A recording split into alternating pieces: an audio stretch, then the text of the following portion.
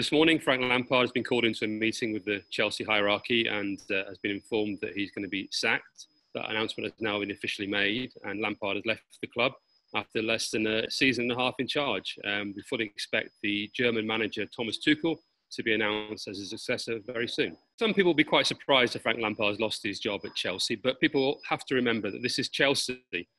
They don't think twice about hiring and firing their managers. Ever since Roman Abramovich took over the club in 2004, I think Lampard was the 12th permanent manager to take over in that time. And during that time, they won 16 trophies. So they'll turn around and say, actually, their formula works for them. Most people find it quite distasteful that they keep hiring and firing so often as they do. In fairness, though, the managers who do take over at Chelsea understand the situation, the culture, and perhaps nobody more so than Frank Lampard, who was a player for such a long time at Chelsea. I had seen many of those managers come and go, so knew exactly what the landscape was when he took over.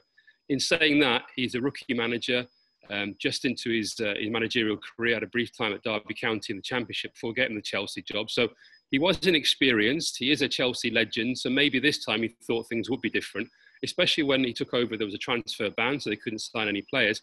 And there was a real desire to promote some of the younger players into the squad, which he's done very successfully with some of those players, such as Mason Mount and Reece James going on to become England internationals. So he perhaps thought he was doing a different type of job at Chelsea, but ultimately and always at Chelsea, it comes down to winning.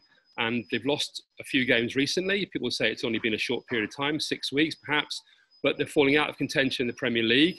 Chelsea cannot do that.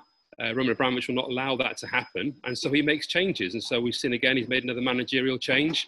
I think a big problem for Lampard was they spent 222 million last summer.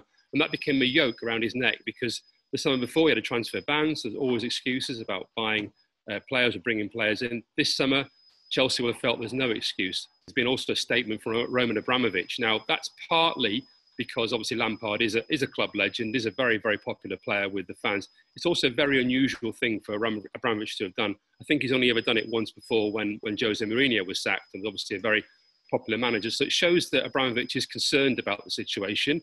It perhaps also shows that he maybe have made this decision with a heavy heart, but at the same time, he's ruthless enough just to carry on and do it. Obviously, the fans are not in the stadia, so we're not actually seeing their reaction in the flesh, as it were. Obviously, there'll be plenty of comment and social media and reaction from the supporters, who I'm sure we're very disappointed that Frank Lampard has gone. However, a number of fans were a little bit frustrated with the way things were going at Chelsea, perhaps maybe some naivety in the tactics, in the team selection, constantly chopping and changing his team. There has been some strange decisions being made. Antonio Rudiger went from being fifth choice centre-back and out of the picture really at Chelsea to suddenly being first choice centre-back. And we haven't really seen Lampard settle on a team, settle on a style of play. And I think a lot of fans have been frustrated with that. Also considering they brought in big signings such as Kai Havertz and Timo Werner last summer. I think they expected to kick on, and at the moment they're not doing that. I think the comfort for Frank Lampard will be that getting sacked by Chelsea is not an unusual situation, so hopefully nobody will hold it against him. It's a very, very difficult club to manage, as managers far more experienced than him have found in the past, such as Carlo Ancelotti and Jose Mourinho, Antonio Conte.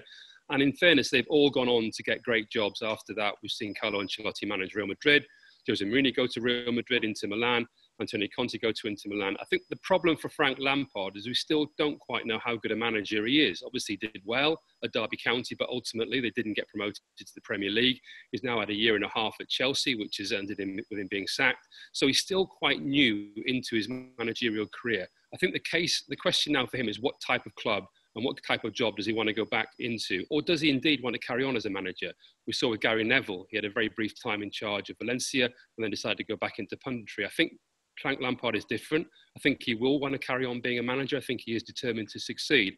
So I think the good thing for him is I don't think anyone will count this experience against him. The bad thing is he's going to do very well to get a good job as Chelsea for his next job. It looks like Chelsea are going to appoint the former Paris Saint-Germain and Borussia Dortmund coach Thomas Tuchel to become their next manager. His availability is obviously a factor in that. He got sacked by Paris Saint-Germain on Christmas Eve, actually, and has wanted to work in the Premier League for quite some time. So I think the fact that he's worked with big players at PSG and before that in Dortmund counts in his favour. His availability, as I say, is a big factor in that as well. He speaks perfect English and also he's German. And that may sound a bit of an odd thing to say, but at the moment, German coaches are definitely flavour of the month, as we've seen with Jurgen Klopp and the Austrian Ralf Hasenhüttl at Southampton.